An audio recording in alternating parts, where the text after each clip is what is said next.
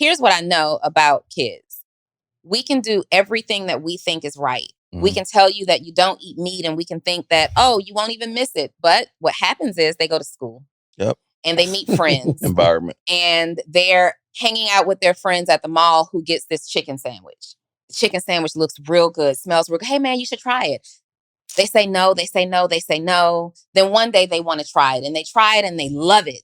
And then they start changing habits. This happens. And we have to understand that as parents that it happens, that we can do everything that we feel is right, but they're still going to make their own choices. I agree. And it was a tough lesson for me to learn in real time, even though I saw it. Like I have a friend who I grew up with, and she's a preacher's kid. Mm-hmm. It's up. It's all the way up. It's, whoa, your daddy does what? And I'm sure he is heartbroken by some of the things that she's done. And I have earned my own fair share of heartbreak by thinking that because I teach her the right way out of the gate from a very early age, that she's not going to go disappoint me later.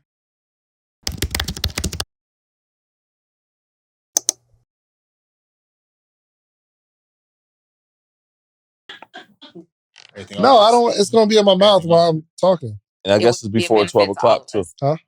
It's before 12 You o'clock. were waiting? No, I'm off. For that So I did my 90 days already. Okay. Yeah, I did my 90. Chance, it's just no way possible. I'm on day 82. And you've done that. I posted on the 11th, but I started the week before the 11th. Yeah. I documented it. I said, y'all, it's a waist loss challenge. Right. Brand. Yeah. I'm afraid. Can I see my angle real quick? Because I put my... All right, cool. All right, let's do it. We ready? Let's do it. Let me get the... Clap. Yeah. All right. And here we go. Welcome to another edition of the Social Proof Podcast. You want to do it? You like doing it sometime? Welcome to another edition of the Social Proof. See, you got altos in your mouth. That's why I don't... Come on, we're a professional production here. We're professional, Chance. You don't have to point out the imperfections. Welcome to another edition of the Social Proof Podcast. My name is Donni Wiggins. I am David Chance. And we have a special guest. I wasn't going to announce it. We got to build it up. Oh, okay. We got to build it up. We got to bring them in. You know what I mean? We don't have a special guest in the house right now. Biggest lesson learned this week. Biggest lesson learned this week. Seriously, I was just praying about it in the car on the way here. Not my timing, God's timing. Explain. So there are things that I've been praying for, asking for, meditating for, and just even in reflecting on things that I've received and how I received it. So I started going through an old journal. Anybody ever gone through those old journals? Those old journals get you, right? And there are things that I am doing today that literally I put out into the atmosphere and prayed for 5 years ago, 3 years ago. And I'm like, oh my God, it's happening. And I forgot that I actually asked for this a long time ago. But me 5 years ago probably didn't see it happen in my timing, that I was like, God, if you by the end of the month do this, and it didn't happen. So me 5 years ago probably said it's not meant to be and just kind of pushed it to the side. But now that I'm doing those things, I'm like, his timing, not mine. For sure. I love that. I love that. Yours? I really, really love my daughter. She was like, she had a cold and she was sick, but I couldn't stop holding her and kissing her. And I caught that cold for sure. But I started to think about it, and it's like a real realization that I had for myself. It's like, the thing that you love, are you like, there's going to be like good and bad, positive and negative and everything. But I've fallen so far in love with my business that I'm willing to take every part of it. Like the good and the bad. Some people only want to take the good, or I love my business when it's going well, but if it's not, then I start thinking about rebranding or I start thinking about doing something else. So like I caught that. I cannot stop kissing my baby. It's How long crazy. ago did you catch the cold? It was a couple of days ago. I just got over it yesterday. So you're over it now? Yeah, I'm over it now. Question for you. Kinda. You said you love your business. Do you feel like your business is the love of your life? Absolutely. Man, you do? Absolutely. Okay. Tell me more. Just explain your perspective about your business being the love of your life. It really, genuinely, truly makes me happy. So I was talking about it on the morning meetup. Some people say when you're on vacation, you should not take your laptop and all that kind of stuff, but that doesn't make me happy. Yeah. Like not doing anything doesn't make me happy. Not coming in here and like creating content, that doesn't make me happy. The only thing I'm thinking about on vacation is like, yo, how can I get back to my happy place of being productive and doing what I'm best at? Mm-hmm. I'm not best at chilling. Mm-hmm. You know what I mean? So I forgot your question, but I was asking, is your business the love of your life? 100%. I love every part of it, and I can't stop thinking about it. So even I know that my daughter is like the love of my life, because while I'm at work doing the things that I love, this is the only thing that makes me say, I gotta get back. I gotta go home. So you would agree that you can have multiple loves of your life? 100%. Okay. 100%. Yeah, someone was trying to explain to me that their business is the love of their lives. And I'm like, my purpose is definitely the love of my life. Unlike you, I have a very strong ability to chill. I am in a season right now where being busy all the time, and like I'm so beyond the hustle and the grind stage. Like I felt like I did a lot of that when I was broke. And now I'm in a stage where I'm just aligning with whatever is meant. So there are seasons that I work really, really hard. But because of the ultimate life that I plan, that I desire to have for myself, it just doesn't include nonstop work. Now, just like you, when I'm on vacation, somehow there's a conversation about business. I might not pull out my laptop, but everything I need is on my phone. Oh, for sure. Absolutely. Right? Absolutely. Everything I need is on my phone. So it kind of works, and I'm checking things and checking on things, and I'm present. But I really desire, and it's going to take some practice and some habit changing. I really desire to be present in moments now. Like that's what I'm searching for. I want to be present on vacation. I want to be present on date night. I want to be present at brunch with my friends for 2 hours and not be like, I got to check on something or schedule something. But that third hour is get antsy. This around. actually a perfect segue to bring in our guest. Yes. We have my friend, my coach, my business partner, friend. Is he your business partner? So let me introduce my boy. Might be. He's my friend too. I actually did some sales training for his team. Mm-hmm. So we were in partnership at that time. You done? I'm just saying at that time we were in partnership. Nehemiah Davis, ladies and gentlemen. What's up, y'all? What's up, everybody? What's good? My boy pulled up, man. How you feeling? Feeling great, man. You know, I get to be with greatness and everybody in the studio. Life is good. This is true. I guess we got to get. Yeah, you need me up there. Just put me up there, you know. Like, bah. Donnie's if I don't deserve up there, just throw me on the other side. Get me on the other wall. Actually, I was thinking, especially in this studio, like a wall of like kind of like the people who are making this entrepreneurial scene in Atlanta great. But then how do we choose? I don't know. Somebody's going to choose me at least. So I'm good on that. Let me just get one of them. Yeah. Okay. So I want to find out a lesson you learned this week, but I do want to get into the conversation we were just having, because we have a lot of conversations. Yeah. You got a bunch of kids, but I love Neil probably shares this same like work ethic, but also the play ethic. So first off, give me your lesson you learned this week. Lesson I learned this week is just produce more though. People doing good in their business. They're just not doing enough of the thing in their business. It's like, if I'm making money with Instagram, what if I put the same energy on YouTube? I'll probably make double the amount of money. Mm-hmm. So my lesson is just put more I'm kind of the opposite where you saying I'm just still in grind mode right now. Yeah. That's all I really know. It's like just work.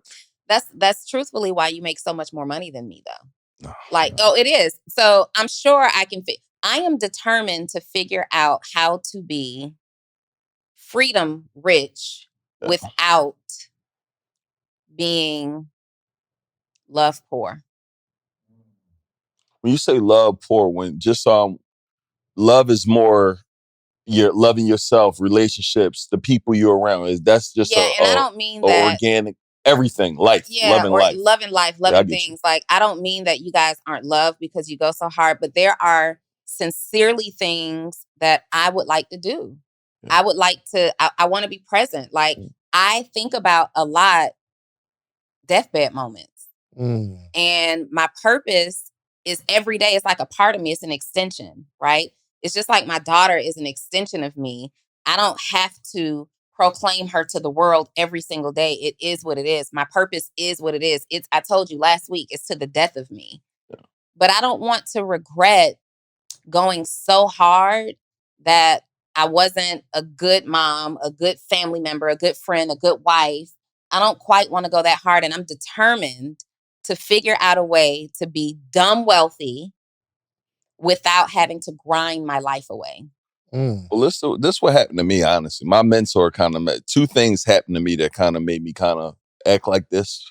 But I'm like you, I just love work. It's not this not work to me. It's just fun. I love it too, but the people around me don't love me working all the time. Oh yeah, no, my people. But you can't necessarily. That is what it is. Like, yeah, like how somebody else feels about what I'm doing can't necessarily affect me as much. Like now, my wife, she probably doesn't want me working 24/7, and I acknowledge that. So I'm pretty much done working like 4 or 5 o'clock every day. Yeah, well, that's a boundary. Done. So you're not working around 100%. The clock. That's what I mean. Like, but I can, and she would understand. I used to every single day, 6 a.m. to 2 a.m. every single morning, 3-4 hours of sleep. And I got to, because my purpose, you got to grind, hustle.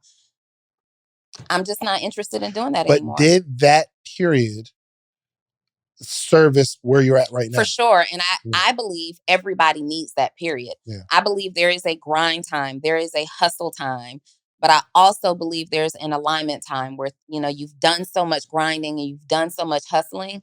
Like, I don't necessarily need to make all the money, right? I want to be free. I need to have freedom. I want to design my own life. But it's not about the money for me. It's about the purpose. And every single day, big or small, I'm fulfilling my purpose. You feel that? Yeah, what happened to me well, it's also about the money, just to be clear. But what I'm saying is I'm not led by the money, guy, because you got to be real careful about what you say. There are some people living their purpose mad broke. That's not what I'm trying to do. Right. What happened to me earlier on was, man, there's two things that happened to me. So my mentor earlier on, it's two things. So the first thing was I started making $10,000 a month. And I'm talking about when you start making you rich, like you feel like, because you made 6 figures. 6 figures is 100,000, 999,000. I didn't say which part of 6 figures I was making. And it's cool to say. Yeah, but I'm saying what happened, I got to 11, 12. And then I stopped doing everything that got me there. And it went 11, 10, 9, 8, 7, 6. I said, I never want that feeling again of just being at a place and then you lose it all and you got to start over again.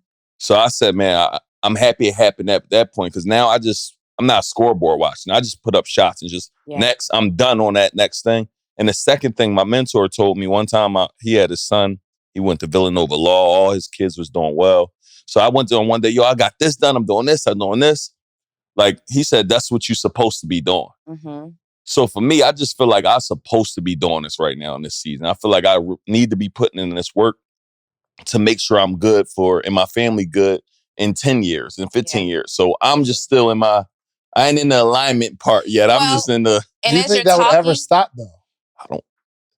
As she was talking, I'm like, man, I wonder, will this stop? I was asking myself that not for at least 5 years. So I'm just going to keep pushing. As you're talking, the thing that strikes me is the obvious difference is you guys are men and I'm a woman, right?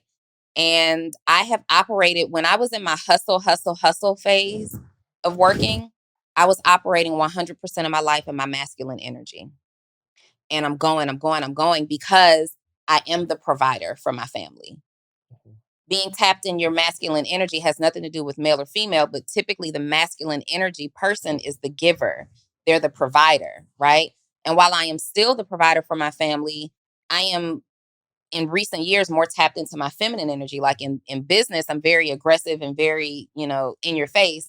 So people always perceive it as super masculine energy. But in my personal life, I have a lot of feminine energy. and I'm just in the receiving phase of my life. Like So you want to be taken care of. no, I think, well, yeah, absolutely. I She believe changed that. fast. Right. Yeah. Well, no, hold on. Let me think about that. It's the way that he said it, but I don't want anybody to misunderstand. I still bring stuff to the table, but yes, I absolutely desire You are to the be. table. I absolutely am the table. I desire to be provided for, right? Period. I provide for my family. But what I'm saying is, I think any woman, and I might catch some slack for this. Y'all know I don't care. I think It's called slack. You don't want to catch slack. Slack is. You might catch slack. I think many women ultimately reach a point. There are a lot of career-driven, super masculine energy women, and I think everyone reaches a point, especially when they desire to parent or be in a significant relationship, where they want to be more in tune with their feminine energy. And I believe because men are such providers in their role, that it's the men that maintain this hustle and flow energy, and the women at some point begin to say alignment. I feel that because your wife doesn't work, my wife doesn't work, so we got. It's not like somebody else is going to go get it. Exactly. For me, nobody else is going to. I'm not married, so I'm still getting it because I'm providing for my family. But when choosing a spouse, you want to make sure that that person can give you a breather. Absolutely. I feel that. Absolutely. I feel that. Yeah, I am, and I'd be interested in knowing how Neil approaches this because I talk to him all the time. Like Neil would just have a baby, and then he'd be right back to the grind. Neil be like, delivery room, cheese. I'm on live, y'all. Meet me on live in 2 hours. Let me just let the baby get suctioned real quick. 2 hours. So give me your perspective on that, man. Because we were talking. I said when I first had Sarai, I was like, "Yo, I'm gonna stay in the house for a month." Did not. It lasted about 2.5, 3 weeks before I started creeping outside. You know what I mean? It wasn't full-fledged outside, but I was creeping outside. But Neil, you're a machine, bro. That's all I know. I'm telling you that situation changed that. I'm like, yo, this will not happen to me again. Mm-hmm. And it's just like, what situation? When I lost that, when I made money and then went back down, I said, man, I don't like one of my biggest fears. I go back, I look at old rappers, like old business. I go back all the time about once or twice a week and just look at where they at now. I'm like, yo, they fell all the way off. Like they're done right now. I'm like, that cannot be me. So I'm being conscious of how I'm spending. I'm being conscious of the money that I'm making. I'm being not that conscious how you're spending, Neil. What'd you pull up? What'd you pull up in outside? Lately, I gotta pause you there. Lately. Yeah, we were having a conversation. I am conscious of how I'm spending, how you're spending is relative, though, depending on what you have. No. We went to dinner, right? We went to dinner. Where was it? Where was the place we went to? Yeah, we went to OSHA. I went yesterday too. So first off, we're having this story about. We're talking about employees, and we're having a story about like kind of recession and what's going on with how people are spending. And he starts this story out with, yesterday I was shopping for a Maybach. I'm saying, yo, what, Neil? What? I like cars, man. Clearly. Yeah, I like cars. So you're not conscious of your spending. I am. I'm still conscious. But I don't really. Conscious. So look, for me, he didn't get it though. So I guess for me, it's like I don't go out. I mean, I don't go to the club. I don't drink. I don't smoke. I don't buy clothes. Like I don't do what a lot of people do with their money. I just have my operating expenses type stuff. I spend stuff on like having a nanny, having a driver, having like things that's me splurging. Right. But now I'm free though. So it's like, I think it's relative. What's your household expenses, Neil? It's a lot, man. Around about just to maintain, because I think there's a good conversation too. Where I came to Atlanta and just went bad. Just got bad out here. Where you decide to spend your money. So what I did learn from Neil is like he's not going to go out and buy a bunch of clothes and stuff like that. But for convenience, he's going to spend that money. All right, listen, every single week, every episode, you hear me talking about themorningmeetup.com. It's the community. Let me show you what's happening here. Every single morning, Monday through Friday, there's 400 plus people on a Zoom call, right? We're learning, we're talking, we're growing together, and this is you. There's all these people here. It's all these people in the morning meetup. Hundreds of people reading books, growing. We get together quarterly. It's amazing. And for some reason, you just keep looking at, just go to themorningmeetup.com and get in the circle. And then you'll be like way happier. Just themorningmeetup.com. Let's get back to the episode. What are you doing? Whose is this? Right, that's good. You just brought it to me. Yes, I did, because you asked me to loan you the money to buy it. First off, that's not how the conversation went. All right, let's just clear it up before I get to my who's point. that though? Loan me money to buy it. She was in the store. She was in Fendi. And first off, we had this agreement like, yo, we're not like shopping and spending money. The recession's here. You know what I mean? We're not spending our pocket. So she calls me in the Fendi store and like, yo, they got some cool stuff. I'm like, Donni, leave me alone. And I almost hung up with her, on her, but it's rude. Hang up on her. So she shows me like this little sweatshirt and it was hard. She was like, you want me to get it? I'm like, all right, yeah. So she got it. Mm-hmm. I just wanted to say that because she didn't loan me the money to get a sweatshirt. Technically, Anyway. in that moment, I used my money. Yeah. He's yet to pay me back. So it's a loan. It's a loan. You just brought it an hour. Anyway, so this is what I did get. So Neo pays for convenience. He's gonna pay for the driver, the nanny, everything. I'm not there yet. Yeah, I am. Really? No. So but we can't condemn someone who says, well, I'd rather spend my money on shoes and take care of my kids 24 hours a day. Or Fendi shirts. Yeah, we can't. Because I know that's different like conversation. Different. I'm like, yo, we're going down to Mexico, what, next week? Yes. Hold on, what? We'll talk about it. We got my mastermind. Yes, it's mastermind. So we're going down to Mexico. I'm coming to Mexico. What are we All talking right. about? So, okay, just let me finish the story. Okay. So we're going down to Mexico and we're talking yesterday. He's like, yo, you get your flight? And I'm like, nah, I'm gonna get it. And he's like, yo, let's fly private down there. Mm-hmm. And he starts telling me the numbers. What's it gonna be to go down there? Like 55,000. 55,000. One way. Mm-hmm. Yeah. What's that per person? You see what I'm saying? So let's say it's 10 people. I'll meet y'all at this. No. You're coming. You're going. So, like, I'm like, yo, why don't we just you can get a really nice first class flight. It might be $1,500. We get a really nice first class flight. 2,000 round trip. And he's like, yo, it's unlimited just drinks. Yeah. So what he says is, he's like, man, you don't understand, man. I got a family. I got to take my baby out the stroller, then put the stroller through. And I'm like, I don't want to do all that. You're making it seem like I'm just bougie, man. That's the conversation we had. I'm not making that up. No, so let me say this because I don't want people like, so for me, it's really about convenience. Mm-hmm. I got 4 kids. Sure. 3 under 3. It's a lot of work when you're going through the airport by yourself. Mm-hmm. I got my nanny.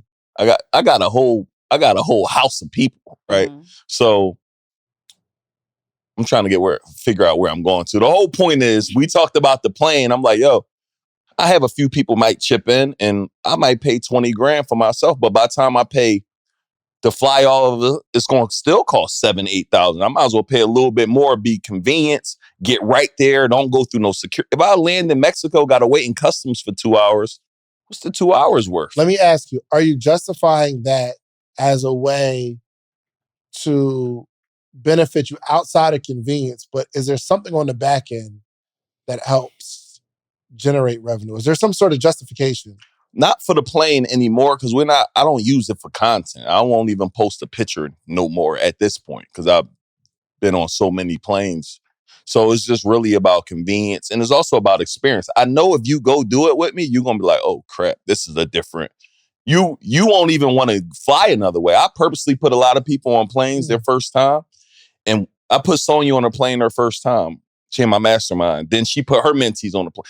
She's trying to figure out how can I fly private every time I go. It's just it's expanding your mind. That time we was having that conversation when it was like, yo, you did your first 6-figure month or something, whenever that was. And you like, I ain't going to but now you won't ever do a month under that. It would be, you seen it. So I'm constantly trying to expose and elevate my mindset to just, I want to make those experiences normal. That's normal. For sure. It's like the first time I introduced you to a 5-star restaurant. And now you What's can't. wrong with you, Donni? What are we talking about? No, I mean, I'm serious. Like the first time that, what was it? Ocean Air. Mm-hmm. Now you can't stop talking about the first time I convinced you to get on a first class flight and get away from 34C on the plane. You're going to lie to all these people? Yo, Donni flew down to Miami for Black Equity and was by the bathroom. It was crazy. And she sent me a picture of it was like dripping.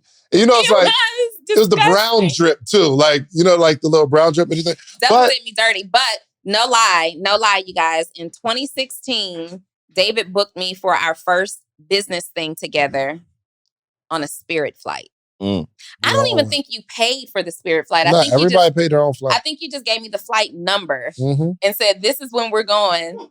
And I ain't even got it to get your $75 Spirit flight. Let me tell you something though. And this is like some real, this is something I was thinking about maybe a month ago. That experience. So we literally, it had to be, I don't know, 15, 20 people. For sure.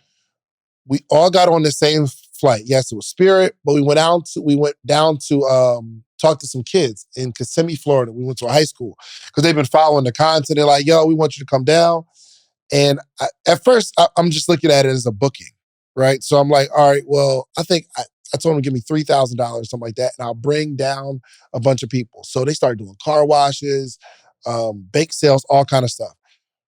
And they came up with the $3,000 and paid me $3,000. And I wound up paying everybody out. And I said, well, if y'all do it this first time, it'll be on me the next time. So we wound up going down like 3 or 4 more times. But what was cool is literally 15 to 20 people. I'm like, yo, let's go down to this school in Kissimmee and let's go like take over the school. Let's go to these classrooms and like bringing all my entrepreneurial friends. So we all did it. That was an experience for me in moving people. When I got to see that everybody jumped on the plane, I just realized we got to have a cause and people have to trust me as a leader. And that was my first experience in moving people, whether it was like Spirit or Frontier or a bunch of us got on a Greyhound or something like that. I realized, and this was, what was this, 2016. 2016. That was my first experience in moving people. And ever since then, I said, yo, I have to continue to move people. Yeah. I got to continue to get people together. That's why everything I do, me personally, everything I do has to do with community. So that's why in the morning meetup, can I get you all from these little boxes on Zoom to meet me here? Or we're going to Miami. You want to go to Miami tomorrow? Sure. What's going on? So it's a morning meetup. So they've been getting together themselves every month. I've gone to the one in Atlanta. So it's probably gonna be like, I think like 25 people, they said. And I'm going down there and I'm just taking all of them to lunch. I'm just gonna pay for their breakfast, pay for their breakfast, and we're gonna chop it up and we'll come right back. Same day, in and out? Yeah, in and out. You coming? I'll check the flight. You just said. Was it based on how much it costs? It's absolutely based on how much it costs. I wouldn't have said that out loud, Coach Donni. This is y'all coach? This is y'all people. No, seriously, I'll check it out though. For real, I actually have to check my client calendar and the times and how that aligns. But y'all make me feel bad with the planes. I don't want to seem like no, you just vain. Listen. But no, you work so hard, Neo. I feel bad, but I'm like, yo, you wrap that up right. No. Like, you're not just leveraging people for $1 to go and enjoy these lifestyles. Right. Like, the way that I see you move, to me, it's like you're taste testing everything and coming back and letting us know, like, yo, y'all got to come try this. You got to come sample this. You got to have a taste of this. Yep. That's the way I see it. Like, it's admirable. It's not, it doesn't feel gloaty or, boastful or anything like this. Because I don't want to feel like that. I ain't the intention. Let me tell you though, real quick. The first time I seen somebody I knew get on first class, and I think it might have been E.T. and CJ or whatever.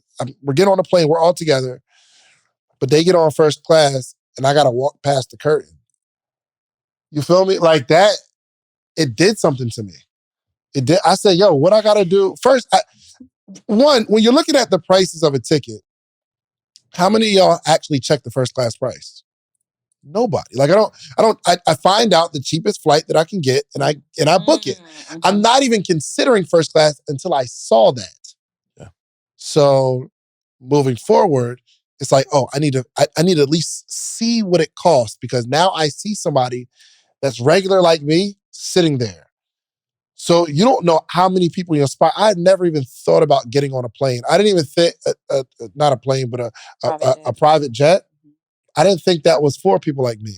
Yeah. And I didn't need, bro, my last job, I worked at the private airport. My 10th job I got fired from. My favorite quote is by Oliver Wendell Holmes. It says, once your mind is expanded to a new concept or idea, it's hard to go back to its original way of thinking. Mm-hmm. So anything you see, it's like, oh, I can have. So every day, all I would see was millionaires and billionaires get on jets. I mean, every day, regular people.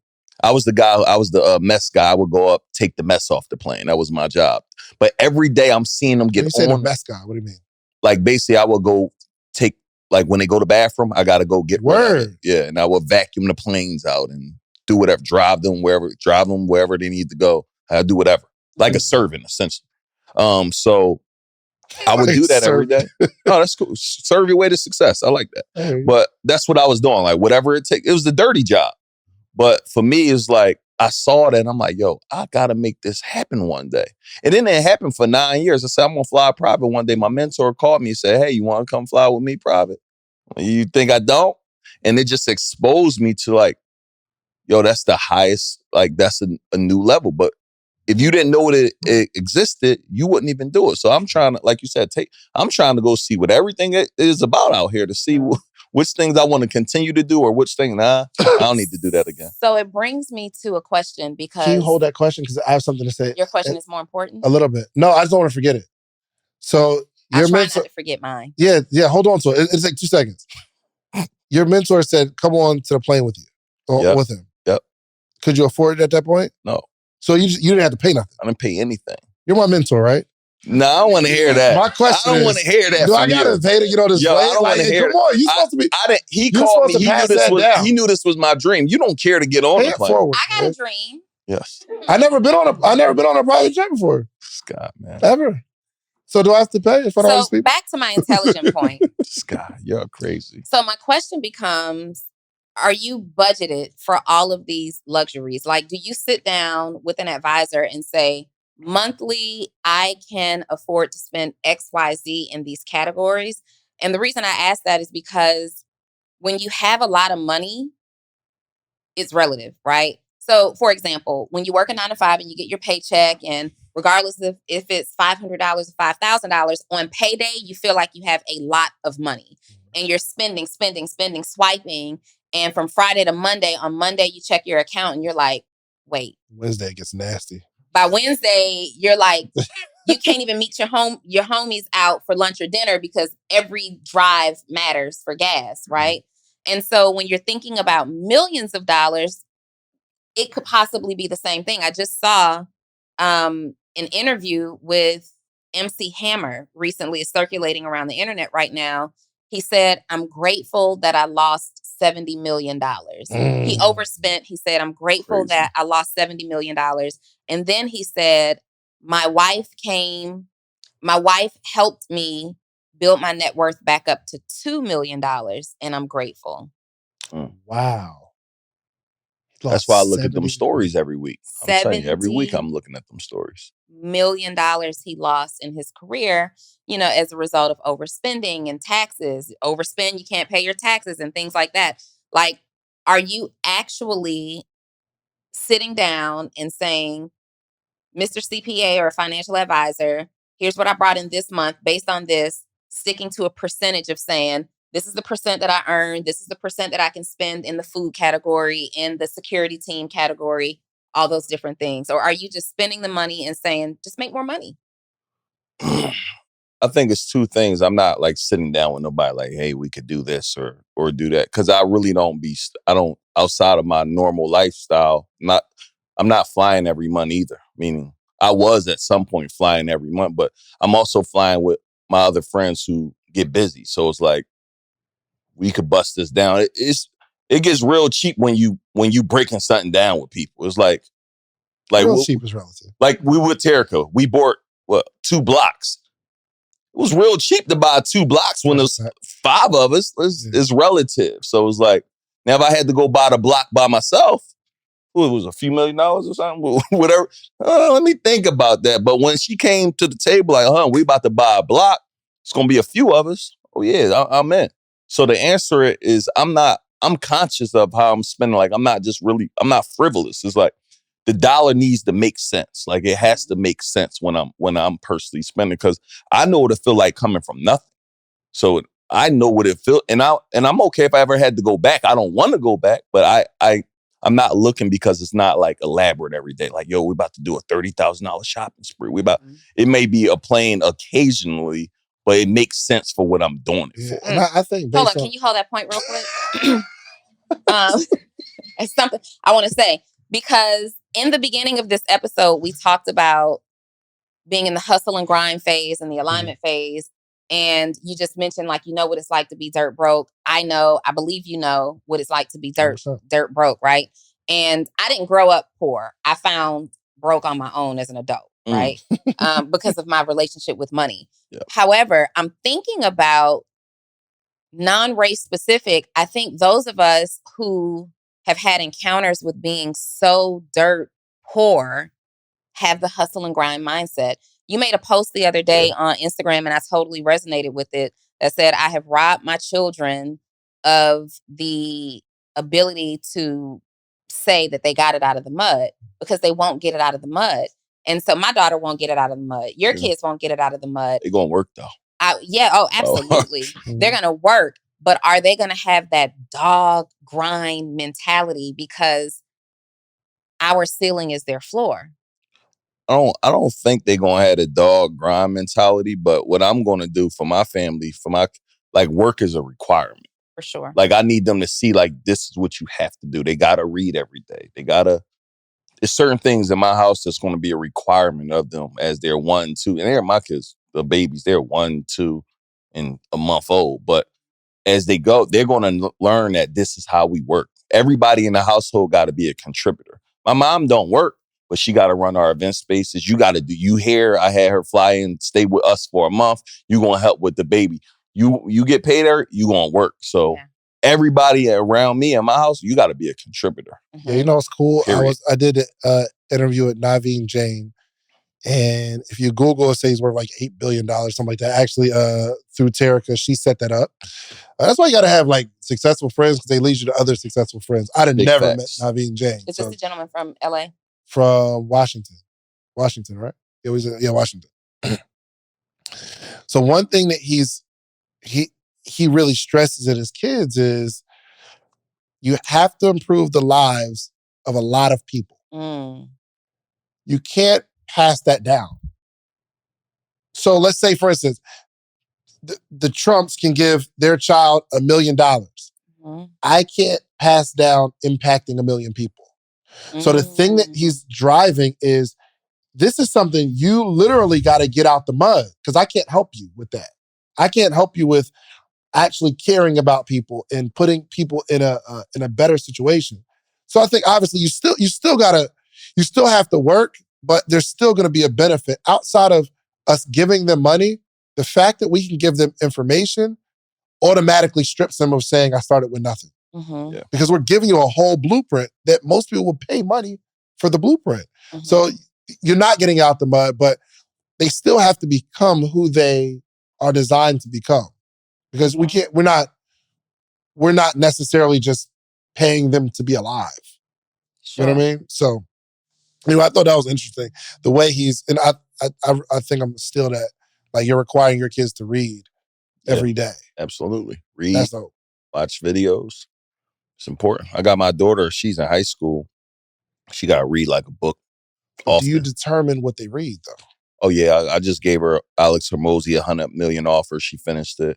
I gave her Magic Johnson book, 32 Ways to Grow a Business, or something, like all entrepreneur book. She's 16. But does she ever get to read a teenage novel? Or something that she's interested in? I mean, she's not fully into this lifestyle. It's not. What lifestyle? Just the entrepreneurship, work ethic. Like, that's not her. She's in a beauty. Like, she's like, want to be like a beauty influencer. Listen, if I was going to teach you how to make $1 million, would you give me 10,000?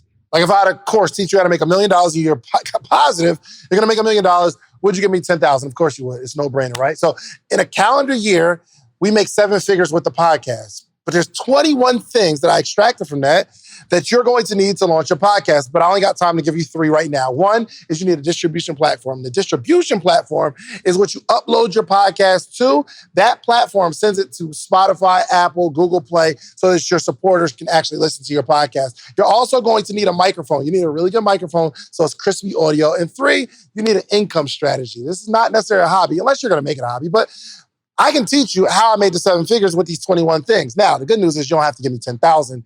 My ebook is only $37, okay? So listen, go to podcastebook.com and get the 21 things that you need. And I can explain it in detail, all the things that you need, okay? Podcastebook.com. Let's get to the episode. Do you feel ever that you're pushing something on her? I do. That's why I stopped doing it. But it's summertime. You're not going to sit here all summer and do nothing. Yeah. For sure. You're not going to TikTok your life away in this house. You're going to pick up a book and you need to be getting better and you're going to learn about finances because I'm not going, when you turn 18, you could stay at the house 19, 20. You can stay at the house as long as you want, but you can't be here and do nothing. Yeah, that's where I am right now. I can't do that. My daughter is 20. Yep.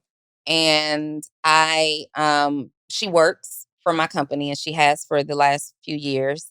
And before that, she was working like for David and other entrepreneurs. Which is a smart thing to do. Yeah. So I just text my wife. She just doesn't have that. She definitely doesn't have that dog mentality in her. Like she doesn't express much interest in entrepreneurship. So I'm at the stage right now where I told her, you got to work for these entrepreneurs and figure some things out. I'd rather you help build my friends' companies than build all these other companies, even though she had like the Chick-fil-A job and stuff like that. But while she did that, I think she helped David out too. And some other jobs. But anyway, we're at the place right now, and I gotta be honest, she does not express, she's not into the lifestyle. So we'll go to Saks. Yep. And I'm like, hey, just pick something out. You need some shoes for school? And she's like, yeah, but it doesn't have to be from here. Yeah. And I turn around like, why? Yes, it absolutely. I mean, it doesn't need to be from here, but what is your reason that it doesn't need to be from here, right? Like, we can go wherever you want, but it's just the way that she says it. It's almost like, Mommy, I don't have to have that. I don't need it. And that's exactly what she's saying.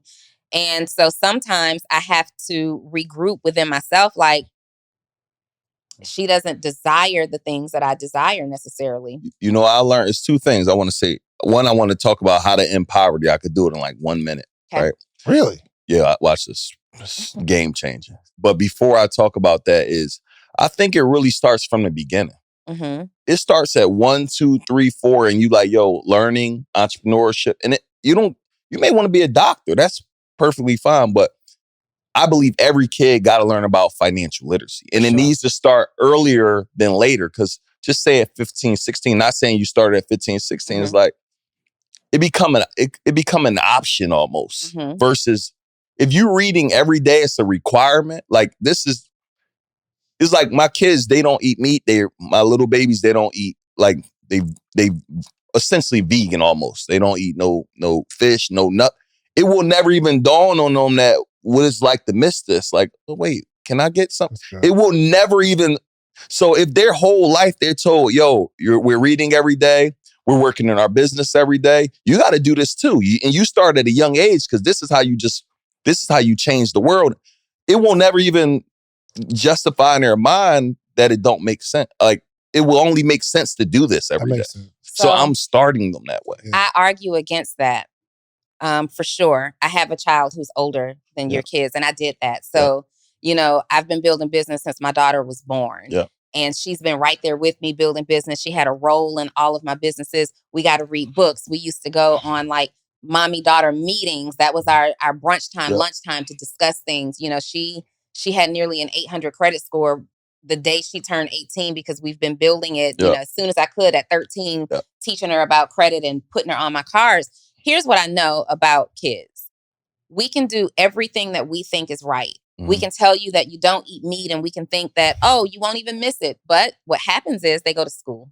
Yep. And they meet friends. Environment. And they're hanging out with their friends at the mall who gets this chicken sandwich.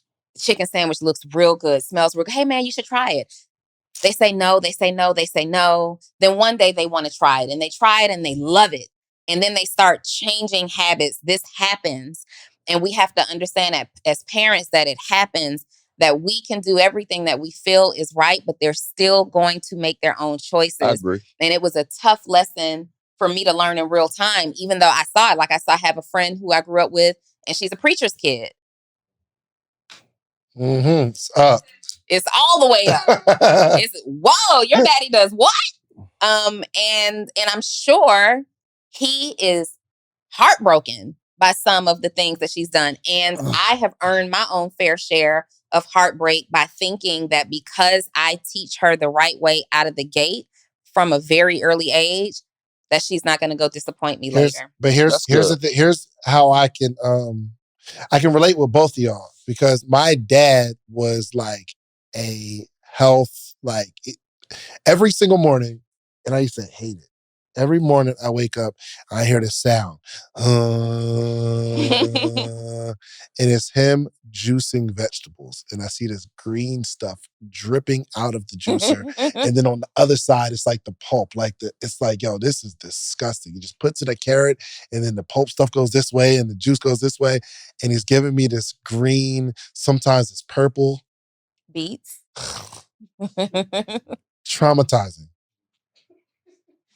It was traumatizing because I knew that I had to drink this stuff every day. And I'm drinking it, and I just don't like it. Me and my brother go through it. So when I don't have to, I don't. So I go off to, I get a little older, and then my mom and dad split. So my mom, she's more loose with what she eats, and I eat what I want, and then we go through college and we're eating what we want. But somehow, as I get older, some of those things that my father used to do, now, I remember them now. Yeah. So now, I'm not as disgusted with vegetable juice because it's looked at as something that I know is going to help me. Me older now, I never forgot it. Now, if a kid never went through that, they'll never understand the value of. I'm more conscious of making sure that I have some vegetables throughout the week. Yeah. I'm more conscious of drinking more water and not all juice and not all cookies, because that's the stuff that my dad drove in my head. Now, when I went away and could make my own decisions, I'm out to do my own thing. But as I get older, those seeds, I think seeds that are planted from parents never go away. I agree. And that's exactly the point. There are going to be some things as parents that we teach our kids, and some of those habits are going to stick. Like, as a child, you may have been taught to make your bed every single morning. You don't leave the house without making your bed. And that's something that you do to this day.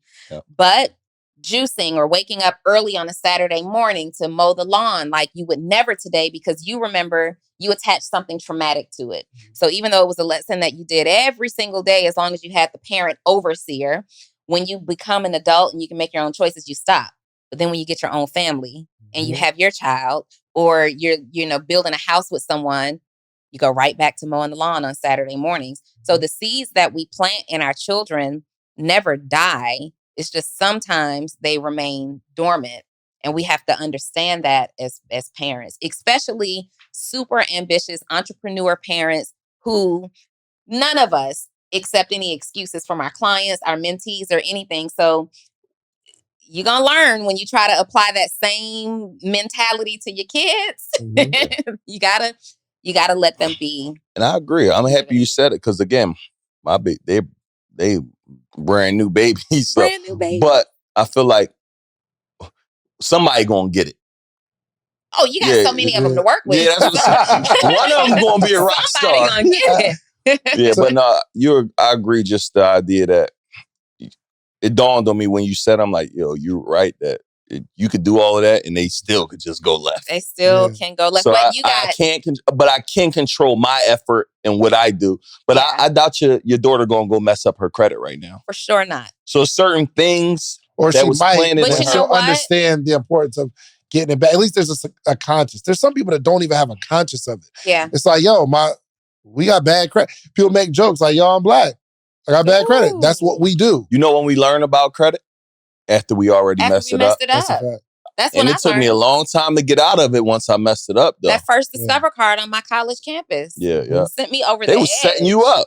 What? They literally was setting you up And back out there. then, keep in mind, I went to college in 1996. So at that time, they never talked about paying this stuff back. They made it appear to be, I had no financial education. So I had none. I didn't watch my parents pay bills. I didn't know they had credit cards. So they made it seem like an incentive. You can get all this stuff now that you're a college student and you don't have to ask mom and dad. Nobody mentioned paying it back, right? And so I never checked my mail back then unless my mom sent me a care package or something. And so I go to the mailbox one day and they're sending these letters saying, we're going to come and get the stuff. Like at that time, they used to threaten that they're going to come get the stuff. And so I'm scared. Like, if I wear this and they see me out, are they going to take it off of me? And they never did anything like that. But to your question, will my daughter mess up her credit? No. But in full transparency, I still monitor that situation. Hey, did you pay your Discover card bill? Did you pay She needs this, to put that, it on and the other? automatic. Well, it is. Those things are on automatic for sure. They're on automatic. I had a situation with my mom's mortgage earlier last month. I put it on automatic payment. I get a notice in the mail, like all my bills are on auto, whatever. That's a hack. I get a notice. I just try to remember it. I get a notice in the mail that my mortgage is late. No, it's not. Can't be. The payment is on auto draft, and they give you a confirmation number for setting up your auto draft. I even got a letter in the mail confirming auto draft. For whatever reason, in their system, they didn't see my card on file. Luckily, they gave me grace because it was my first mortgage payment, but I rarely check the mail unless I'm expecting packages because all my bills are on auto draft. Me too. I kept getting this phone call one day. And I'm like, who is this? Like, I don't have bill collectors calling me. So it's clearly a bill collector. I answer the phone and it's one of those automated things. Please call back such and such and such and such regarding an important matter. I'm automatically thinking scam, right? Because that's what happens these days. I get in the shower and I can't stop thinking about this call. Like, I hadn't had an 888 pull up in a long time. Yes.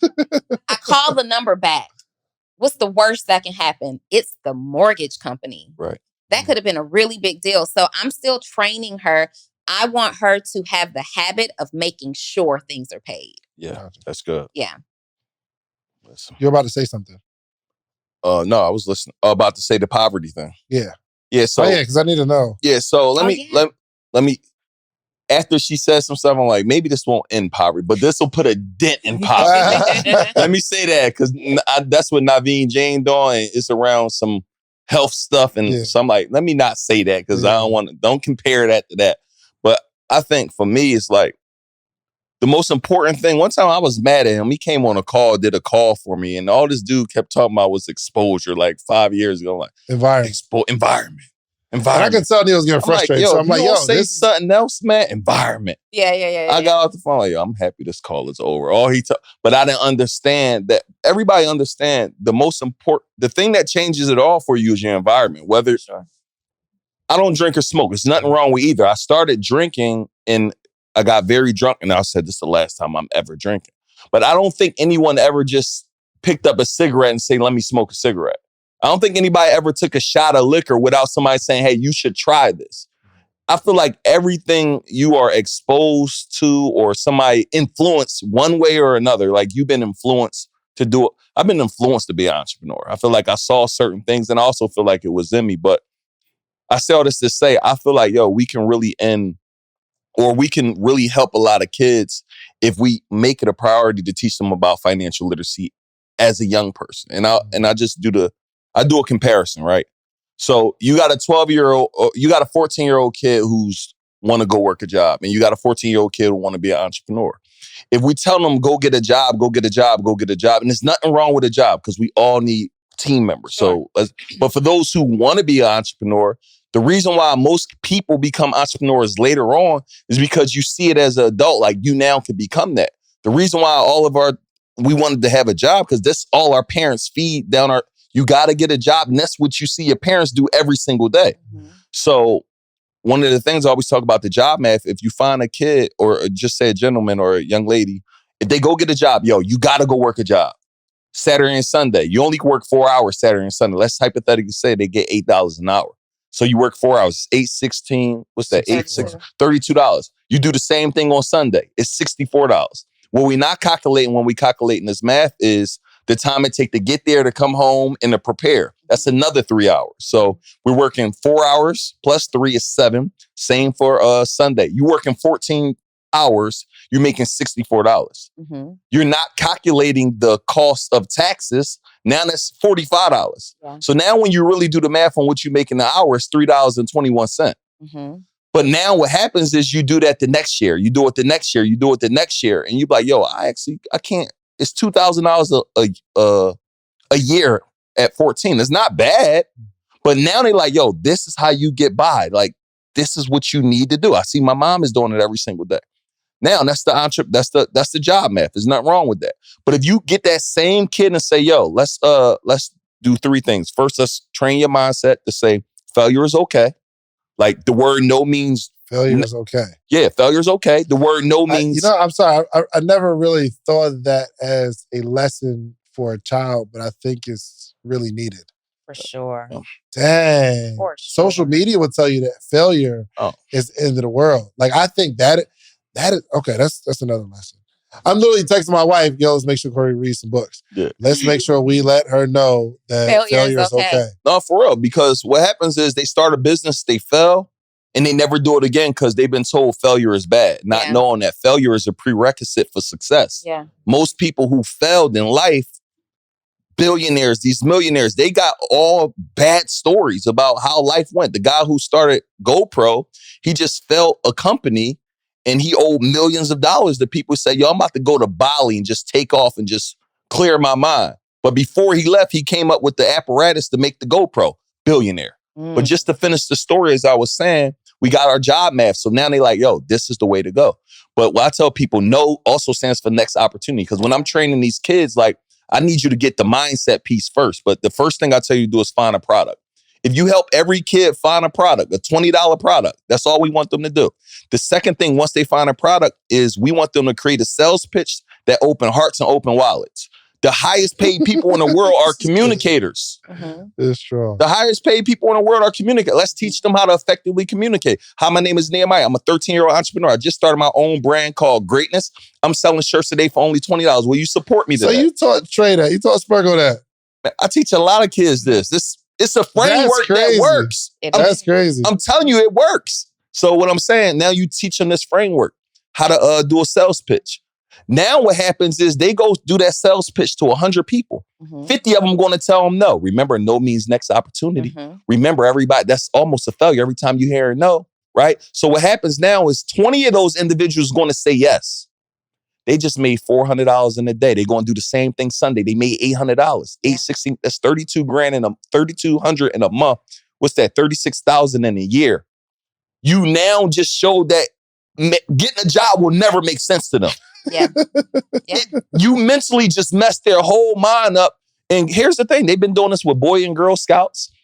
Your kids been coming home, got to write and make drawing books, not knowing that you're an author and you could go sell it for 20. Yeah. So what I try to say is, imagine if we put all of our kids on this. How many people here would have started a business if somebody actually told you, here are the options to actually start a business? And then when that money hits your palm, I watch so many kids never go back. They can't even go back once this happens. Yeah. So I just feel like if we could get them on this, and it don't even got to be that, but entrepreneurship, financial literacy, knowing about credit, and earlier on, if this was in schools, for sure, it's over with. And I agree. It's done. I definitely believe that we'll shift the culture and improve not just the culture, but the world if everybody, and these things happen in certain areas, just not our areas. Facts. And it's our role. It's our responsibility to bring it into these schools and to actually stay with it and follow a group of kids and make sure that they become young adults who actually did something with the principle.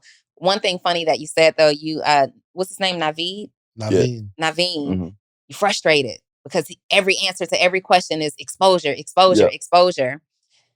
It's a very in your face point to how people, but now you get it. It's right. It's very in your face point to how people sit on our calls, our lives, our audiences, and they hear mindset, belief. There's so many people who, like you on that call, sit in our audience and say, man, if they don't go somewhere and say something other than mindset. Fluff. Yeah. they think it's not knowing that. That's the thing that's why you hear. They don't know that's the mindset is everything. Like, you got to build your mindset before you build a skill set. I watch so many people, they go out here, go start a business, it fell, and you quit. Or I had so many people come back to me 10 years, yo, I'm ready to be an entrepreneur now. What happened the last 10? Oh, I failed and it just took me out. Was that a mindset problem or a skill set problem? So you got to spend so much time on building out your mind, making sure you believe in this and know. Like, when I got fired from my last job 15 years ago, I made up in my mind, entrepreneurship has to work or it has to work. It was this or death for me. Yeah. I didn't know another way. I knew this was going to work. I didn't know when it was going to work, but I knew I wasn't giving myself another option. And that was a mentality shift that I had. And I said, I ain't going back. Yeah. I'm mentally unemployable. Yeah, let's get some questions in. Maybe Okay. like 2 or 3 questions. Anybody have a question? We will pass. We gotta go to Harry first. I'm sorry. And then we'll go to Jada. Come on, he's got a question. Say your name. How old are you, man? Yeah, it's on. It's on.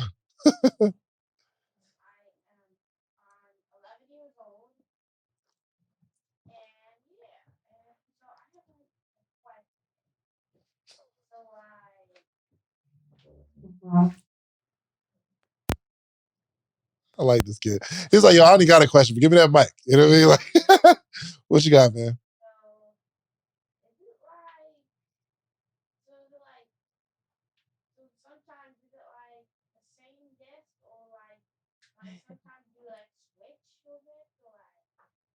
Great question. Mm-hmm. Great question.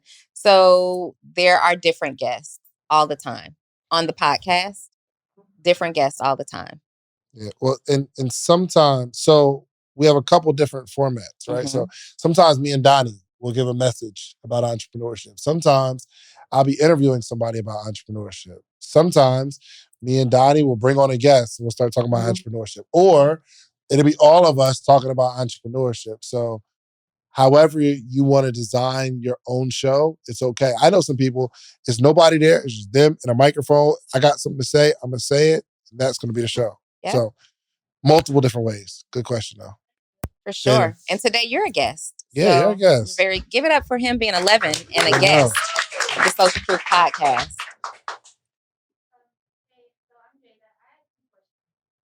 Go for it, Jada. Well, give me the first. Give me one. Okay. The most important one. All right. I guess this question is for you. Okay. You said that. Well, it's about like your grind mentality.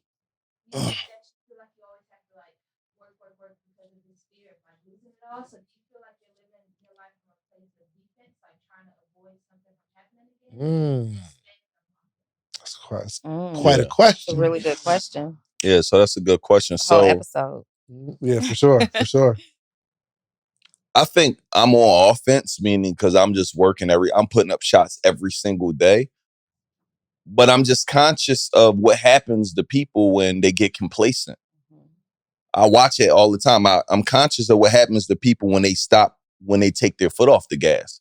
I was a prime example of it. I took my foot off the gas, stopped doing everything that got me there, and I started losing money. So I just don't want that. And I'm at a point now where I have passive income that could cover my lifestyle. I could literally not do anything and be okay. But it's just in me to just keep going. So I don't know why I can't just take my foot off the gas. I just gotta keep going. For me personally, I just gotta I don't know why. It's just in me to just don't stop. I think that's a really good question. And I think it even deserves, Joe, I think it even deserves a look at it. You know what I mean? So like, just to give me that question. I took the question and I started to ask myself, why do I operate the way I operate? And there's a reason. The easiest answer is, it's just who I am.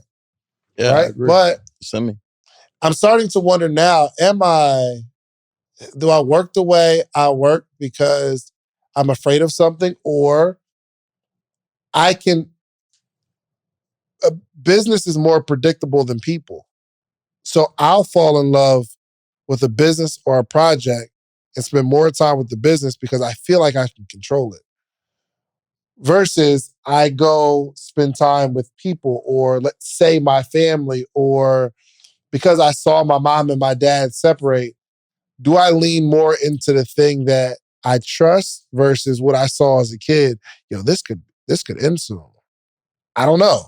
I don't think so. I Sure, I get what hope you're not, saying. but I think that question deserves the respect of like checking.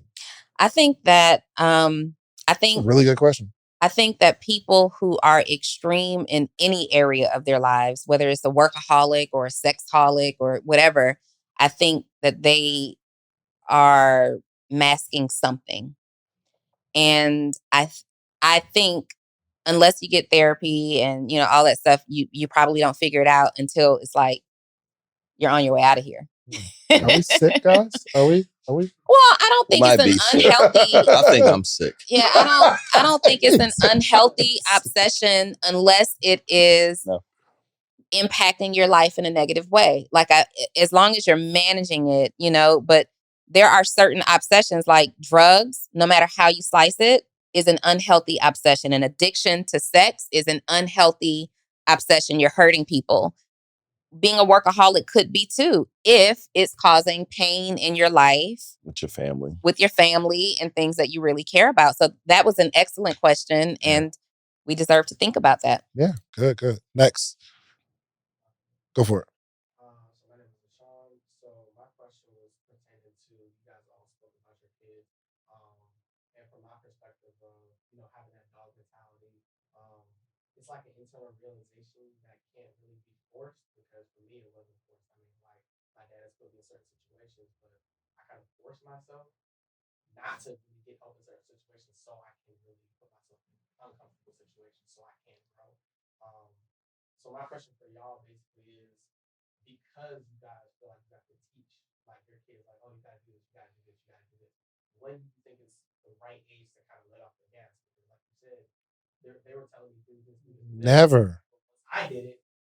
Like, yeah, I don't think you ever stop teaching your kids things that you think they need to learn. It's not like if you see your kid doing something and you have an opinion on it, I think it's a responsibility to share. Right? This is my thought. Maybe not like pushing it, but I don't think you ever stop teaching your kids, right? I don't think you ever stop. So you may stop pushing a certain idea, right? Like my mom, until 4 years ago, still said you need to go back to college and finish your engineering degree. I will never go back to college and finish my engineering degree. I just won't. They'll have to give me an honorary diploma, and that just is what it is. But it was a shift for her when she witnessed me in my element. Like, she was so opposed to what I was doing and thought that it was wasteful, and you really need to be in college and you really need to be this Black woman engineer. She was so married to that idea that she wasn't open to seeing me in my element. That's all she saw. That's all she saw for me. And it wasn't until finally I invited her to see me in my element, and she saw it, and she saw the impact that I had on people. And she's like, wow. Mm-hmm. That day, the notion of going back to college, and this is just like 5 years ago, the notion of me going back to college, she became a believer. The conversation shifted. So she still teaches me things. She still gives me her opinion, but it's no longer about going back to school. She said not too long ago, like, man, it still would have been great if you got that degree, right? And it's because she's so married to what a degree is supposed to be. It's like this prestigious thing. And I'm like, none of my friends use their degrees, Ma. Like, just get over it. So yeah, she'll still teach me. And even with my daughter, because of that experience and because it was so difficult for me to actually thrive as an entrepreneur because I was operating in secrecy. I lived with my mom for a long time, and I didn't want her to see me coming by doing certain calls and to see me coming by listening to certain things because I knew that it would be disappointing. My mom attempted entrepreneurship so many times and it worked until it didn't. And she just didn't want me to be hurt the way that her not achieving her goals hurt her. So her goal was, entrepreneurship didn't work for me. The job world work for me. Let me make sure she gets a good job. But I'll never stop teaching my daughter. I just won't force my ideas. I tell her what I observe. Like, hey, I noticed that you do really well in this, or I noticed that when you do this, you're not really consistent. Like, let's dig deeper into that. And it's conversations that she hates. She hates having these conversations with me, but it's little things that she does. I'll hear her in conversations with her friends, talking about things, or I'll see whenever she randomly posts on Instagram and her caption might be something profound, and I'm like, she got it. Yeah. She ain't out here trying to put up, update the new this is her picture. She's actually talking about something that means something. I'm like, she gets it. Good. Maybe one more, then we got to wrap. One more from someone who hasn't asked a question. Yeah. She was holding on to the mic too. I'm not letting it go. Go ahead. So my question, well, I'll start by explaining or asking this a little bit first. So if you can plant seeds into your children and they may not necessarily grow, how do you guys plant those seeds with people who don't get to see on a day-to-day basis and teach them financial literacy and get those to grow? And how do you reach those people? Because a lot of people listen, but they're not actually paying attention. Mm-hmm. So the question is, how do you said you don't see your children every day? How do you plant? That sound like, basically, if you can't drive the message to your own kids, how are we impacting other people in the community?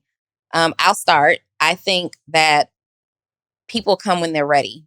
So there are going to be people that I talk to, Neil talks to, David talks to, and we tell them, man, you should do this, that, and the other. You got to do X, Y, and Z. And they still don't get it. But one day, just like you talked about earlier, they're going to come back and say, hey, I'm ready. And we've put ourselves out there on a platform and completely exposed and vulnerable and transparent. And the people who are ready to receive are coming. They're coming, right? And then there are different times when we'll go out into an environment and you're just kind of throwing shots out there. Whoever catches it, right? And the same thing with your kids. They just may not be ready to receive it in that moment, whereas a stranger has been looking for this information for so long and now they're ready to receive it. Yep. Mia? Yeah, I mean, she said it perfect. Yeah, I don't think I could say it any better other than just keep putting it out. Somebody's going to pick it up. You don't know who's going to pick it up. Like somebody, like I say, get in that room, get in the environment. Every time I'm in a room, I see him. I'm like, I didn't directly say it to him. I said it a couple, but I see he's getting in the room and I see his life changing, getting better every time I see him. He's elevating. So you just don't know when they're going to catch it. So just keep putting it out there and don't look for them to catch it. Just put it out there. Yeah. But my kids, I would like them to catch it though. Right. Like, man, you want them to catch it. I'm hoping they catch it. As a parent, you want your kids to catch it. But trust me, they're going to drop some of it. I understand. I think one thing we really, really got to focus on is our ability to say it though. Because sometimes it's not that they're not receiving it because they're not receiving it. Sometimes you're not saying it in a way that they can receive it. So like that's a constant journey of communicating. So I used to do like these lives with nobody's staying. Was it them? They're on social media looking for something, or I'm making these videos and nobody's watching. They're on there looking for something. But the more I work on my ability to say and communicate my idea, the more I stop looking at them saying, why y'all ain't getting it? And I started thinking, okay, how can I say, Myron went from 0 subscribers to like 100,000 subscribers. No, he's at like 100,000 subscribers. He went from 10,000. 10,000 0 to 10 in 16 years. Yep. And then in 90 days to 10K to 100K. He is a master communicator. A master communicator. He could put out a video on YouTube land, ain't no marketing or nothing, because the people that see it are going to share that joint. He is a master communicator. And a lot of wisdom. A lot of wisdom. He's been doing it for 40-something years. That's it. He ain't drawing from an empty well, you know? For sure. Oh, for sure. So you got to work on your ability to communicate the idea. And just always remember, if they're not receiving it, it's probably because I'm saying it wrong. Yeah. And I will continue. That will push you to continue to grow. So we got to wrap this up, man. Good episode so far? It was pretty good? Y'all not going to clap? All right, so this is the part, Neo, we're gonna let you sponsor this episode. So you let everybody know. We'll start and then you'll understand what's going on. You ready? Oh, yeah, I'm ready. All right, cool. This episode is sponsored by my phone number. Send me a text, 404-737-4935. Stay up to date. The Morning Meetup is the most amazing organization on earth. Do y'all enjoy the Morning Meetup? Y'all not gonna clap? All right, so themorningmeetup.com. I'm the only organization that gathers every single day. We are a community. We are a family. We're growing together. We read every day together. And you can just send me a text, 404-737-4935, or go to themorningmeetup.com. Nice. This episode is also brought to you by Six Figure EDU, a community where we develop coaches, consultants, and entrepreneurs, regardless of where you are in your business. We've got options for you if you are a beginner, if you are maybe at that six-figure mark, or if you're super advanced like Neo and Dave and you're looking to scale your business, get organized, hire teams, sales, all that good stuff. You can just text me, 404-737-2767. You're looking at this episode and you're like, man, I want to work with Donni. How can she work with me? How can she coach me? How can she help develop me? 404-737-2767. Just text me. Tell me what you need. I feel like I was going to say text me too, but I just feel like that was too many The only texts. reason is that I did it. But first of all, I put you on. No, you didn't. To the text. No, you didn't. Go for it, y'all. Hey, I'm just happy to be on the episode. You guys can follow me on Instagram at Neo Daviso and just tap in with me. A lot of free just gems. And I also want to give everybody listening like a free book or a free course. Text 404-737-0060 and just type free book or free course, whatever option you want, so we could go in and bless you. And just keep tapping in, man. And for anybody listening, I want you to understand you really got what it takes. You just got to really put that work in. You can't stop, and you got to get yourself in an environment of people that actually believe in you and actually also smarter than you, so you can start leveling up at a rate that you don't even know that's possible. Yeah. A lot can change in a year, y'all. Let's get it. It is. Yes, I love it, man. Yes, look, it's been a great episode. Make sure you like, subscribe, share this with somebody. We out. Bye-bye. Yeah, what up, T? I want to invite you to pick my brain.